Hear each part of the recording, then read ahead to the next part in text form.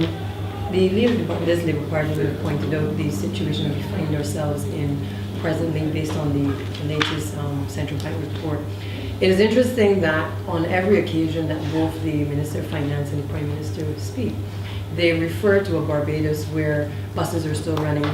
On one occasion they were saying water was still coming from the taps. School children are still going to school, presenting a picture that is really not the reality of what we certainly in the Barbados Labour Party are seeing, and I think what most Barbadians are facing daily in terms of our interaction with them. It's almost as though you're presenting two Barbadoses. You have people in Barbados, particularly even during the Cockrover Festival. Yes, people were out partying, but there's another side to it. If you talk to the promoters will tell you, in some cases, the numbers are down. People are in the venue, they pay for the tickets, but then they're not spending the money as they did at the bar. They're not buying the food as before. Street vendors are complaining because, again, whether it is that government doesn't understand that in a time like this where you have so much festivity and activities, that you need to sometimes extend the hours so that people can actually make a little extra money. But instead we have a policy that, or a lack of a policy, that is not guided by being able to generate income and revenue for small businesses and even medium-sized businesses in the country. So what do you have in return? You have a Barbadian society which, regardless of what is said in the central bank report, people are hurting. People are facing a situation where it is difficult day to day to make ends meet. Businesses are facing the same difficulties as they did a couple years ago, which is that they cannot get access to finance. And no matter how many times this administration speaks of, a new fund that has been put in place, when you speak to small entrepreneurs, small businesses in this country, they're all telling you the same thing. It is difficult to access finance. Whether it is that the funds have not been properly capitalized, whether it is that they find themselves not being able to meet a particular criteria, the reality is that they are not getting access to the revenue and the income, rather, that they would want to set up their businesses. A perfect example, for instance, would be the Cultural Industries Development Fund. This administration touted after almost 7 years the passage of the Cultural Industries Development Bill. But the Minister of Culture would stand in Parliament and indicate to this country that despite over $3 million in requests from the cultural industries entrepreneurs, there is no money as yet to capitalize the fund. So while we recognize on both political parties that there is an urgent need to be able to allow our cultural entrepreneurs to develop their craft, to hone their craft, to be able to export what it is that they do on a regular basis, there is a lack of a policy direction that speaks to being able to develop this new economy. And I think that speaks volumes in terms of where this current administration lacks the necessary direction or foresight to be able to move this economy forward. I know from the central bank report, for instance, that it speaks to unemployment being being reduced. Now, what I'm finding on the ground is that you have a situation where people may be employed, but they're working 2 or 3 days a week. So therefore, you have a situation where they're trying to supplement their income, but things are very difficult for them again to start up businesses.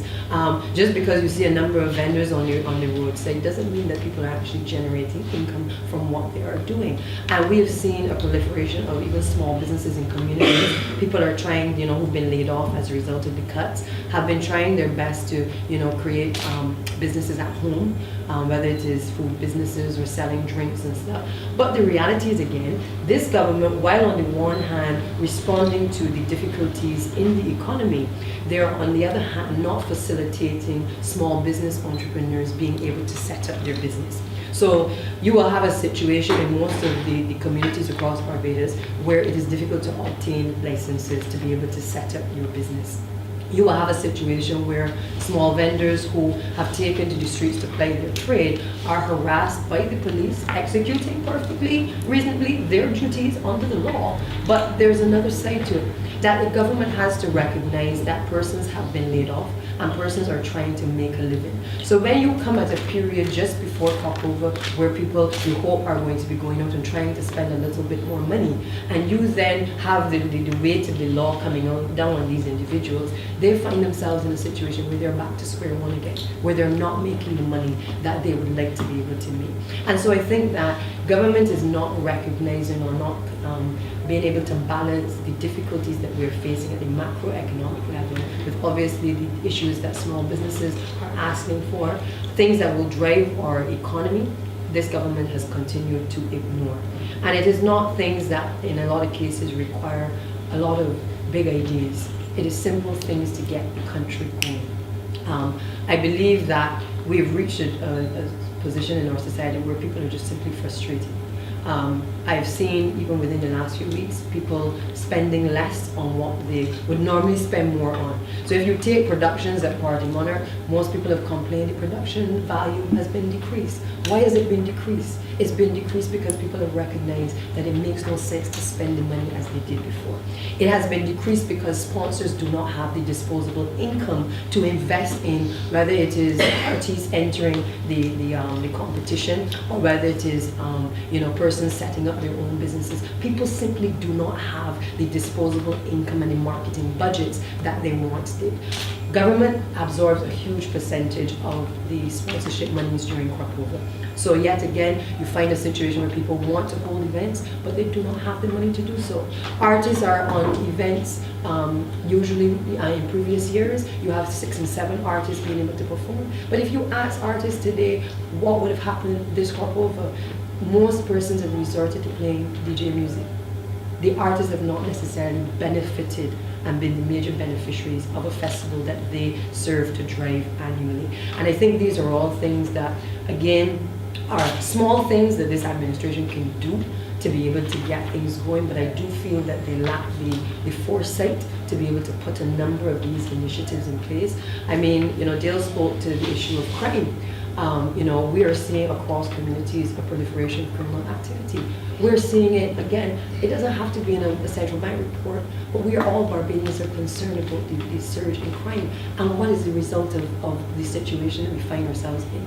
If people are not making money, oftentimes they turn to other activities to be able to generate revenue and income for themselves and their family. It doesn't make it right, but that is the reality in the society that we find ourselves in. So it does require that there are more resources deployed towards things like the police, because we want to keep our people safe, but we also want to ensure that persons coming from overseas also can be able to enjoy, being safe in Barbados as well. So I think, yes, this administration has failed time and time again to lay the facts to the people of this country. They've failed repeatedly to take people into their confidence, to allow them to be able to make decisions, proper decisions as it relates to their day-to-day business. And whether this budget comes next week or the week after, Barbadians, I do not believe, fully appreciate the constraints that this government finds itself in. When people are unable to get paid, you hear repeated concerns that people have not been paid for weeks, have not been paid for months, people haven't received their pension. Something is wrong. It is not that the government doesn't want to pay, but clearly it means that something is not functioning. And I think when you break it down to the bare bones, if you are running a household, you know that you have to ensure that you are making more than you are spending. And therefore, most Barbadians appreciate that if this government is not making more money than it intends to spend, then we will have a deficit. And we cannot continue to run the deficit at the level that we continue to do. Barbados is right now, I believe, almost like a laughing stock of the rest of the Caribbean. And it is an unfortunate situation that we find ourselves for a country that has been known to punch above its weight. So I do hope that this administration would take a lot of what we have said on board. They're quick to dash away suggestions from the opposition. They're quick to, make light of reports of the international credit agencies, but I do believe that these things have an impact on people doing business and investing in Barbados. And as the leader has said, it's government who is investing at this point in time. It is the concentration of wealth into the hands of a privileged few that we're seeing in this country. It is not the average Barbadian deciding that they're going to invest in this country. And we need to get back to the basics where Barbadians have the confidence to be able to invest in Barbados once again.